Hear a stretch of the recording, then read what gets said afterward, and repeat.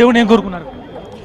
అది ఇక్కడ వచ్చిన పని మా బాబాయ్ ఇక్కడ పిఠాపురం నుంచి నుంచుంటున్నారు అండ్ అది చాలా మంచి విజన్తో బాబాయ్ గెలవాలి అండ్ బాబాయ్ అసలు పాలిటిక్స్ రావడానికి ఉద్దేశం మంచి చేద్దామని సో అలాంటి దానికి మేము అందరం ఒక కుటుంబ సభ్యులాగా బాబాయ్కి అండగా దేవుడు ఆశీస్సులు తీసుకోవడానికి ఇలా అమ్మవారి ఆశీస్సులు తీసుకోవడానికి రావడం జరిగింది. బాబాయ్ ఇలా కష్టపడుతుంటే మీకు ఏమనిపిస్తుంది? అసలు మామూలుగా ఆయన ఒక మెగా హీరో కదా, ఆయన ప్రజల కోసం ఇలా కష్టపడుతుంటే మీకు ఏమనిపిస్తుంది?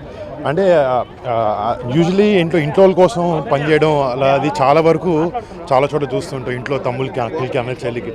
బట్ బయటకు వచ్చి ఇలా ప్రతి భారతదేశంలో అదే ఏదైతే కాన్స్టిట్యున్సీ ఉండే జనాలు కానీ మన ఆంధ్ర పిఠాపురంలో ఉండే ప్రజలు ప్రతి ఒక్కరు వాళ్ళ సొంత ఫ్యామిలీ అని అనుకుంటేనే ఇలా బయటకు వచ్చి ఎంతో డబ్బులున్న అవన్నీ వదిలేసుకుని వచ్చి ఇలా చేస్తున్నారు. అండ్ మేము చాలా గర్వపడుతుంటాం బాబాయ్ ఇలా వచ్చి ఇలా జనాలకి మంచి చేయాలని ఉద్దేశంతో ముందుకు రావడం చాలా ఆనందం. ర్యాలీ చూస్తే మొన్న మీకు ఏమనిపించింది? నామినేషన్ కోసం బయలుదేరిన ర్యాలీ చూస్తే మొత్తం 6 months క్లోజ్ అయిపోయిన పరిస్థితి ఏమనిపించింది? దద్దరు వెళ్ళిపోయింది.